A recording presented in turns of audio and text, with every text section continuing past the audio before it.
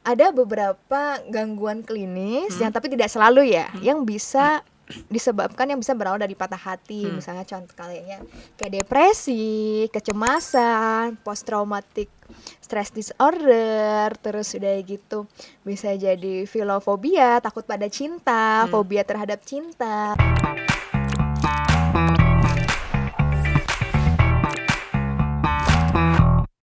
Yo, hello teman-teman. Kembali lagi di channel YouTube Banten Podcast. Yang mana kali ini ada gua, Wendy, dan tentunya udah ada narasumber yang luar biasa, namanya Nadia Rida Rahmatunisa. Yang minggu lalu kita membahas tema menerima dan memaafkan. Nat, apa Hai, kabar Wen. Nat? Alhamdulillah. Sehat Nat ya? Ya, sehat. Oke, Nat. Ya. Sebelum masuk ke pembahasan nih, ya sebelum masuk ke pembahasan, mungkin kita harus klarifikasi nih Nat ya. Ada apa tuh, En? Ada Karena apa? setelah kita mengupload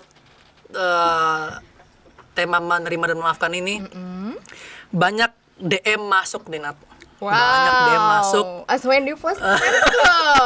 Enggak sih, pokoknya banyak DM masuk yang mana mereka bertanya-tanya nih, Ada apa tuh gitu ya? kok manggilnya aku kamu sih gitu. Emang ada hubungan apa nih gitu kan, banyak pertanyaan banget Nat. Wow. Banyak pertanyaan gitu kan. Wow. Jadi bisa nggak Nat, mungkin kita ubah nih Nat. Boleh. Kita ubah ya. Kalau gua pengennya gua lu deh. Ya, gue bisa. Oke, Boleh bisa ya? Wah. Bisa. Kalau nggak lupa ya. Iya. Kok nggak lupa ya itu juga ya. Minggu lalu kita pembahasannya adalah belajar menerima dan memaafkan. Yoi. Selain DM masuk mengenai aku kamu tadi, Oh ya?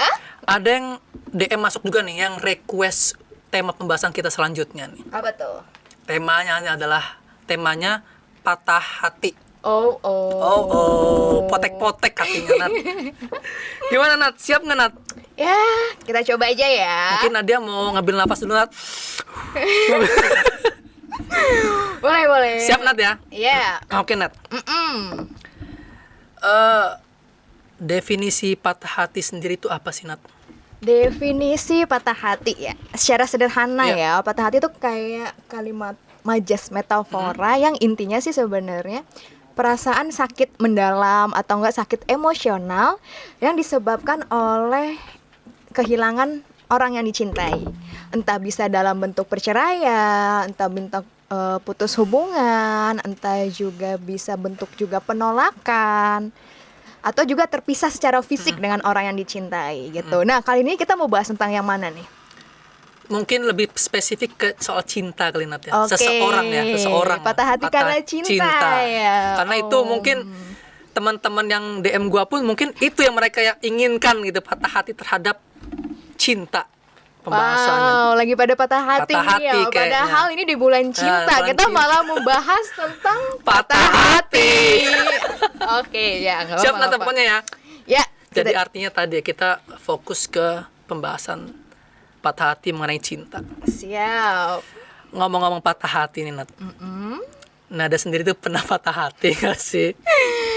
Pernah dong, people come and go, orang-orang datang dan pergi. Itu pernah ya, sebagai manusia yang sekarang usianya sudah 1/4 abad. Seperempat abad 25 lah ya. Iya, Ya, betul. 25. Itu ya. Terus Nada ini lebih sering patah hati atau mematahkan hati seseorang? Jujur Nat. Kalau mematahkan patah hati ibaratnya imbang lah ya. Kayak ibaratnya kadang kita menyakiti dan kadang kita tersakiti, kadang kita patah hati dan mungkin kadang tidak sengaja mematahkan hati. Kalau mematahkan hati dalam artian ketika ada yang datang, ada yang mendekati, ada yang nembak atau segala macam. Aku tuh bukan tipikal yang suka PHP atau yang suka ghosting atau gimana. Jadi kalau misalkan kayak kayaknya aku nggak suka nih, jadi daripada aku PHP, jadi secara tegas. Ya bagaimanapun kan kembali lagi ya, penolakan maupun sehalus mau kayak bagaimanapun ya, penolakan mau kasar mau halus atau bagaimana, walaupun aku udah mencoba sehalus mungkin, tetap aja itu ya sama aja masuknya ke patah hati gitu ya, daripada PHP gitu ya, ghosting ya. Berarti gitu. pernah Nat ya? Kalau mematahkan sepertinya ya pernah ya. Mohon maaf kepada orang-orang yang pernah aku patahkan gitu ya. Mungkin gue juga harus minta maaf kali ya. Maaf ya teman-teman yang pernah mungkin gue patahin hatinya, atau ya pokoknya sorry banget. Nat, lanjut lagi ke tema Nat. Apa? Pertama kali Nadia ngerasain patah hati itu kapan? Kapan ya? Oke, kalau misal ya ibaratnya setiap fase ya, remaja, SMP, SMA, kuliah, pasca kuliah, pernah ada kisahnya tersendiri ya masing-masing ya. People come and go, orang datang dan pergi. Tapi mungkin yang lumayan cukup aku anggap serius itu ketika kurang lebih setahun setengah atau enggak sekitar 2 tahun setelah papa aku meninggal di tahun 2017. Jadi papa aku meninggal tahun 2017, keadaannya waktu itu aku sedang berduka.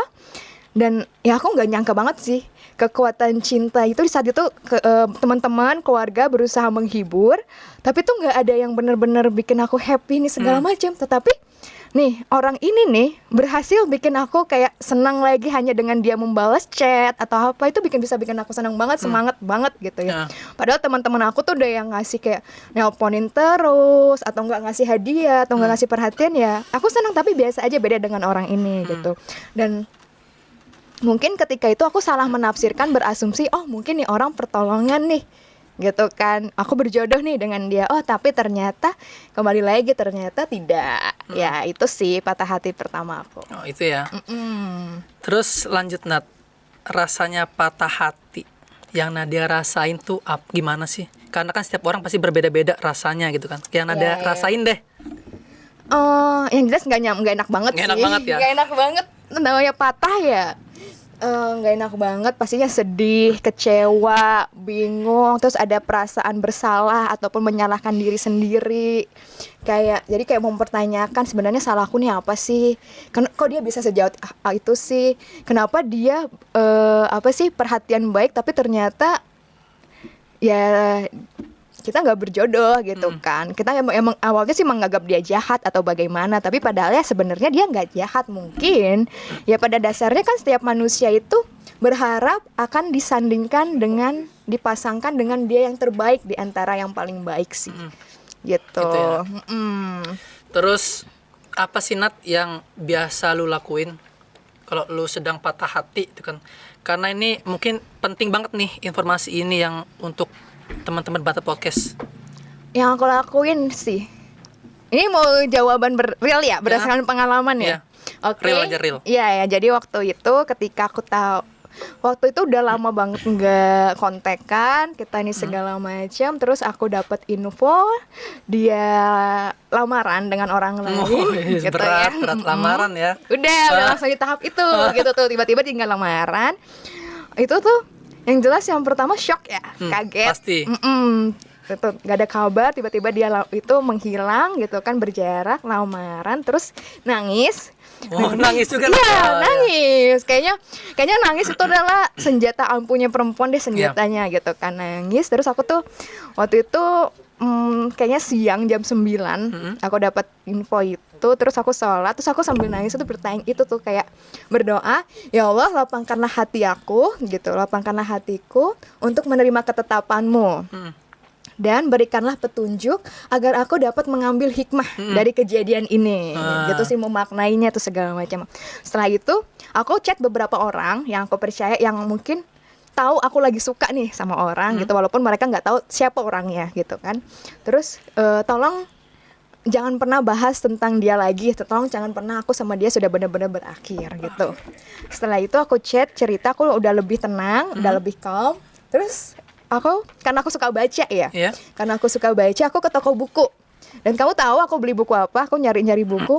Aku beli buku fikih wanita, ensiklopedia fikih wanita tebal ini. Dan aku berhasil menyelesaikan buku itu dalam waktu 3 hari. Pokoknya aku bertekad, gitu kan. Pokoknya aku bertekad, walaupun aku patah hati, tidak serta-merta menjadikan aku jatuh, tapi bertumbuh menjadi lebih baik hingga dipasangkan dengan dia yang baik. Sepakat itu, Nat. Sepakat banget kata-kata terakhir itu ya. Iya. Nat, untuk waktu sendiri, Nat, berapa lama sih untuk seseorang itu bisa seorang tuh untuk pulih dari patah hati, Nat? Karena pasti setiap orang berbeda-beda. Contohnya gua nih ya. Gua itu membutuhkan waktu. Jadi curhat nih, nggak apa ya? Iya, santai saja. Karena gua pribadi yang gua alami, gua butuh proses yang sangat panjang, Nat, untuk bisa pulih dari patah hati. Gua waktu itu pernah 1 tahun lebih, Nat, untuk proses patah hati sendiri. Kalau Nadia, ya berbeda-beda Berbeda sih sih. ya? Sama berbeda-beda. Tergantung dari seberapa dalam perasaan itu dan apa yang aku lakukan gitu kan. Mungkin juga sampai tergantung sampai aku ada di titik poin yang kayak sampai di titik poin yang dapat hikmah itu kayak sampai dapat jawaban kayak dari Allah, kenapa sih kamu nggak berjodoh sama dia, itu kadang bisa sampai 2 tahun. wah, berarti lebih lama ya, Nat. Iya, aku bisa sampai 2 tahun gitu. Dan mungkin lebih lama lagi. Makanya mungkin aku terkenal dengan orang yang cukup picky dalam urusan percintaan, yang kayaknya udah sih kamu lupain aja, cari yang baru segala macam. Aku bukan tipikal yang bisa gitu tuh, untuk kayak aku bukan tipikal yang mau menjalin hubungan yang baru ketika aku masih merasa belum selesai dengan perasaan aku sebelumnya gitu. Itu sama aja kayak ya nambah masalah. Aku nggak mau jadi orang lain pelampiasan. Atau kan kadang ada orang yang segera cepat cari pengganti tapi sebenarnya dia belum selesai. Itu kan sama aja menyakiti orang yang baru dan menyakiti dirinya sendiri atau yang gimana. Nah aku tuh nggak mau kayak gitu. Jadi satu-satu dikelarin dulu. Terus apa sih, Nat, yang membuat orang itu sulit untuk pulih? Kan ada kan yaitu yang panjang banget itunya. Maksudnya patah hatinya tuh untuk pulih tuh lama banget itu, Nat. Apa sih yang buat dia tuh sulit? Ada biasanya beberapa faktor yang bikin sulit untuk pulih itu ketika kita masih tidak mau lepas dari bayang-bayang, misalnya masih menyimpan kenangan-kenangan tentang dia gitu kan, masih menyimpan foto-foto gitu, masih menyimpan kenangan. Jadi kan sulit lepas. Jadi ketika keingat foto, keinget lagi gitu ya. Ya memang kalau misalkan butuh berjarak, ya udah berjarak aja gitu. Yang kedua, larut dalam perasaan. Larut dalam emosi. Jadi kayak ngurung diri, meratapi nasib, ini segala macam, nggak mau keluar, nggak mau mencari pertolongan, nggak mau cerita, diem aja, akhirnya larut dalam perasaan sedih gitu kan. Terus ada juga bisa disebabkan karena lingkungan yang tidak membantu dia untuk move on.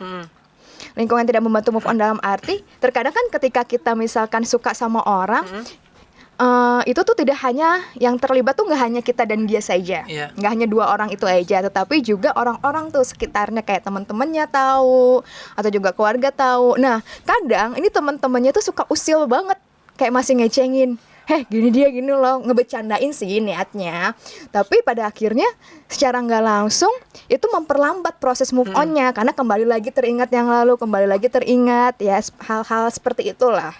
Jadi kayaknya aku juga karena perlu ditekankan kayak sudah, aku sama dia udah selesai, tolong jangan bahas lagi apapun tentang dia gitu. Butuh berjarak sih sampai akhirnya tiba di saatnya siap lagi untuk kembali misalkan berteman atau bagaimana berdamai dengan patah hati itu. Apa sih, Nat, kira-kira yang bisa buat kita ini pulih dari patah hati, Nat? Pulih dari patah hati, yang pertama, jangan denial, jangan nyangkal. Ya akui aja kalau misalkan kita marah, sedih, kecewa, seperti itu. Ya udah akui aja. Akuin aja ya. Validasi, ibaratnya emosi itu kalau misalkan semakin berusaha kita tolak, jangan marah, jangan sedih. Semakin berusaha kita tolak, emosi itu semakin kuat. Gitu. Ya udah kita terima, oke, aku marah, oke, aku sedih, tetapi juga jangan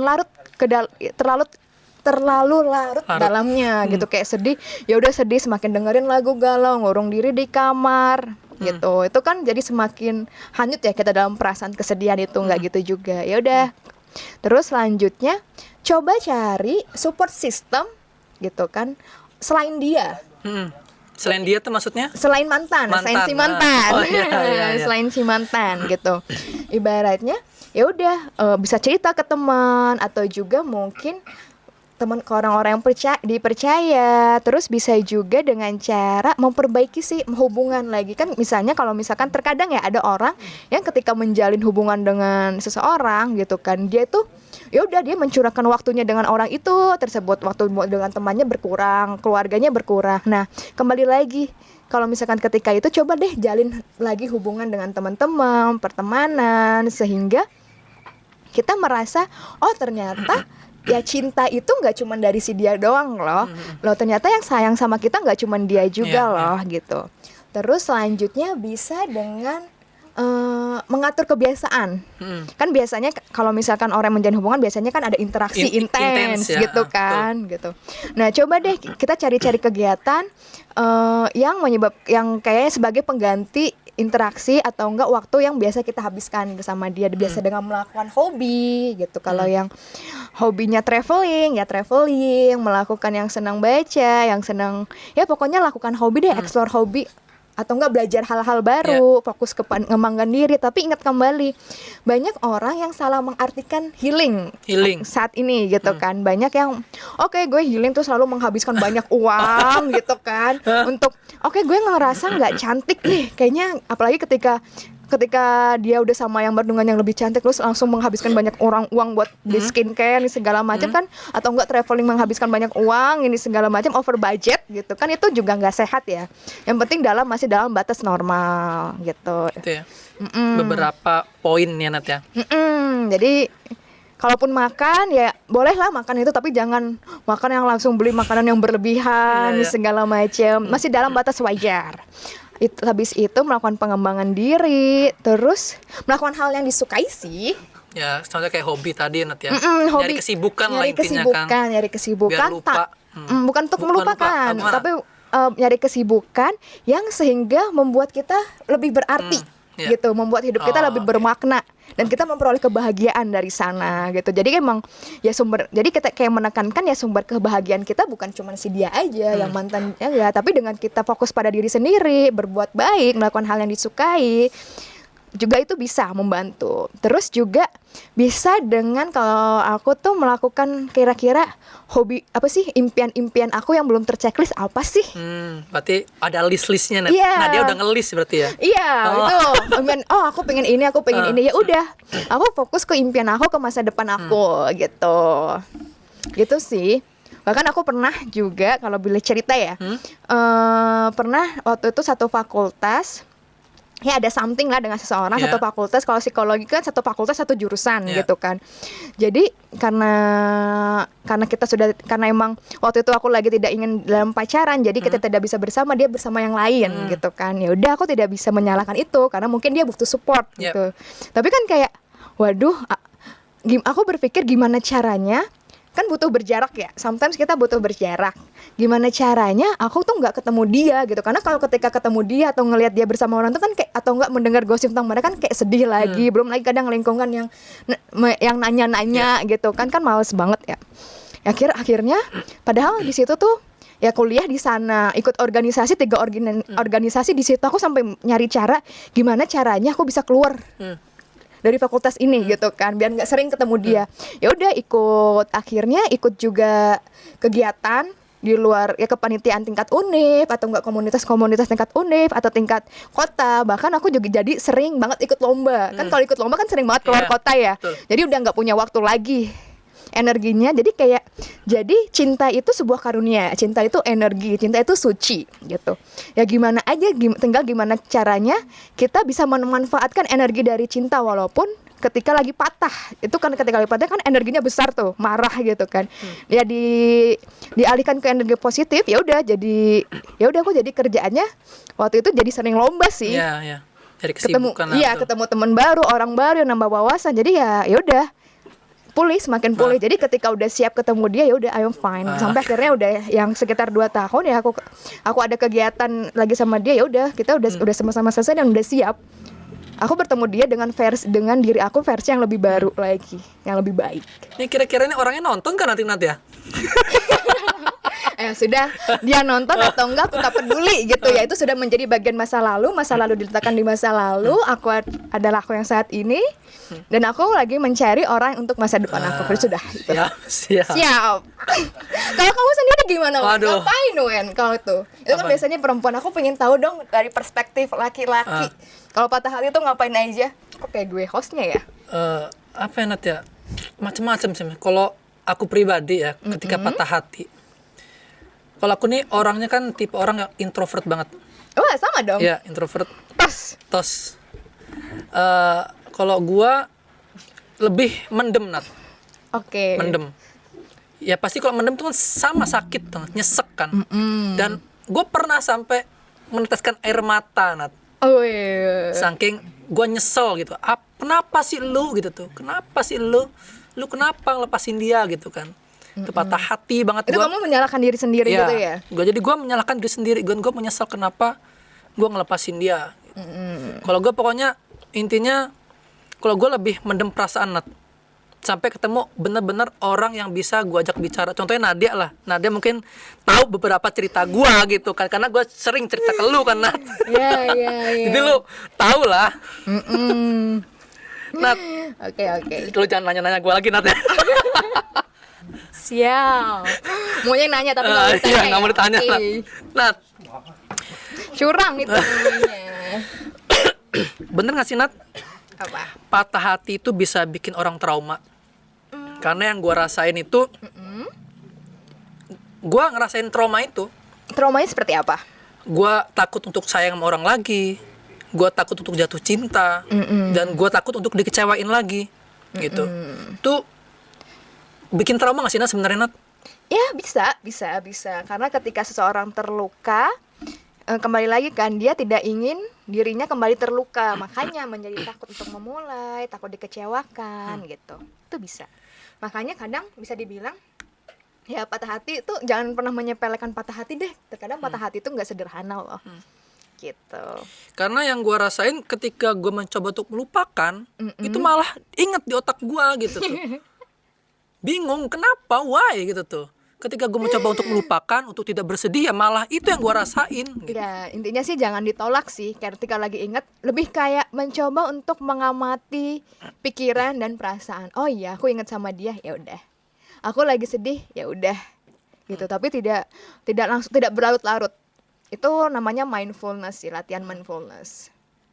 Terus Nat, bener nggak sih, Nat, cara terbaik untuk lari dari patah hati itu dengan move on, contohnya mencari pengganti, Nat? Belum tentu benar, tapi tidak sepenuhnya salah. Sebenarnya itu tergantung konteksnya sih. Ketika cari pengganti, itu sudah benar-benar pulih atau tidak dari patah hati. Jangan sampai kembali lagi, jadikan orang lain itu pelampiasan. Kan kasihan nih, misalnya dia belum pulih, terus kamu jadian sama yang lain, tapi kamu masih dalam bayang-bayang orang ini. Terus kayak, jadi seolah-olah kamu membandingkan, kok dia gini sih, nggak kayak mantan aku, kok dia gini, ini padahal kamu bersama dengan orang yang berbeda. Jadinya sering membandingkan, Nat, ya. Kan kasihan juga sebenarnya. Kasihan kan, sama yang baru itu, Kok gitu kan. yang awalnya kita enak ngobrolnya, kok lu beda banget sih, ya kan? Biasanya kalau dulu gua intens gitu, lu kok beda banget gitu. Iya, jadi membandingkan dengan orang yang sebelumnya gitu. Jadi emang kembali lagi ketika kamu menjalin, ya pastikan dia juga dulu udah siap untuk menjalin hubungan yang baru. Dan kadang kita bisa kembali bertemu dengan orang yang salah ketika tidak hati-hati. Gitu. Intinya kan ketika kita belum belajar, sebenarnya ketika kita patah hati itu juga bisa menjadi bagian evaluasi dari diri kita. Kira-kira apa yang salah nih dari hubungan sebelumnya, apa yang bisa dijadikan pembelajaran. Terus bisa jadi kayak sebenarnya apa sih, sebenarnya bagaimana sih orang yang kita butuhkan untuk hubungan selanjutnya, itu bisa kita evaluasi. Gitu. Ada nggak sih pokoknya intinya ya ambil dulu pelajarannya, pulih. Kalau ngerasa sudah siap, baru buka hati. Terus tidak menutup diri juga sih. Nat, tuh dampak patah hati yang berkepanjangan itu bahaya nggak sih, Nat? Tentu bahaya. Itu ada beberapa gangguan klinis yang tapi tidak selalu ya, yang bisa disebabkan, yang bisa berawal dari patah hati. Misalnya contoh kayak depresi, kecemasan, post traumatic stress disorder, terus udah gitu bisa jadi filofobia, takut pada cinta, fobia terhadap cinta, bisa juga ada namanya sindrom patah hati, di mana organ jantung itu melemah ketika sedang patah hati, bisa menyebabkan penyakit fisik, somatoform. Tapi kembali lagi ya nih, itu kan gangguan-gangguan klinis, jangan self diagnose gitu ya. Kalau misalkan ngerasa sudah tidak baik-baik saja, sudah karena patah hati itu sudah merasa jadi terganggu gitu kan, produktivitasnya, hubungan dengan sosialnya gitu kan, sudah merugikan diri sendiri, jangan segan untuk cari bantuan profesional, tidak boleh self diagnose. Terus Nat, untuk tahu nih kita nih benar-benar siap untuk membuka hati untuk seseorang itu gimana Nat? Ketika kemarin kan kita sudah ngebahas ya tentang fase-fase ketika kita mengalami hal tidak diinginkan, peristiwa traumatis, kubler-ross yang ada denial, anger, bargaining, depression, acceptance. Oke? Ya, ketika kita setidaknya sudah mulai berada di fase acceptance, kita sudah menyadari, kita sudah menyadari ibaratnya oke, gue patah hati, ini segala macam, menyadari emosi kita sudah menerima bahwa patah hati, kegagalan merupakan hal yang tidak terpisahkan dalam hidup kita. Kita sudah siap untuk beranjak dari masa lalu dan mencoba untuk menatap masa depan. Kita sudah siap, maksudnya kita sudah menerima pelajaran, hal-hal apa yang kita pelajari, hal-hal apa yang kita benahi, dah ya sudah. Kita sudah siap secara mental juga, ya udah. Coba buka hati, tidak ada salahnya. Buka hatimu. Sebenarnya nggak pengen nyanyi, itu kalau lagi batuk aja Nat. Pengen nyanyi sebenarnya saya ini. Sama konser. Konser kita ya. Nat, untuk closing statement Nat, maksudnya untuk closing, gue minta dong kiat-kiat untuk move on Nat. Mungkin untuk teman-teman Banten Podcast juga nih, kiat-kiat untuk move on. Silakan Nadia. Oke, kiat-kiat untuk move on. Yang pertama, kita akan sulit mencintai orang lain ketika kita belum mencintai diri kita sendiri. So, terima diri kita, cintai diri kita, baru kita akan siap untuk mencintai orang lain. Itu yang pertama. Yang selanjutnya, jangan segan untuk mencari support system, mencari bantuan kalau misalkan itu membutuhkan.